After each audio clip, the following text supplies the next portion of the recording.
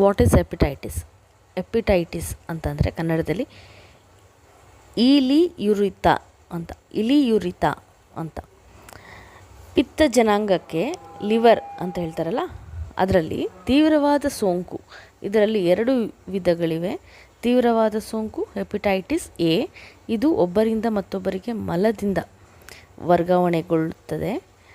ತೊಳೆಯದೆ ತಿನ್ನುವ ಹಣ್ಣು, ಅಶುದ್ಧವಾದ ಜಾಗ, ಕೊಳಕು ಸ್ಥಿತಿ, ಕೊಳಕಾದ ಅಡುಗೆ ಮನೆಯಿಂದಲೇ ಉಂಟಾಗಬಹುದು. ಸಾಮಾನ್ಯವಾಗಿ ಉಷ್ಣ ವಾತಾವರಣದಲ್ಲಿ ಉಂಟಾಗುತ್ತದೆ. ಸೆರಮ್ ಹೆಪಟೈಟಿಸ್ ಬಿ ಬಹಳ ತೀವ್ರ ತರಹವಾದದ್ದು. ಇದು ಕೆಡು ಬೆರಕೆಯ ರಕ್ತ ಅಥವಾ ಸೋಂಕಿನ ಸೂಜಿಗಳನ್ನು ಉಪಯೋಗಿಸುವುದರಿಂದ ಉಂಟಾಗುತ್ತದೆ.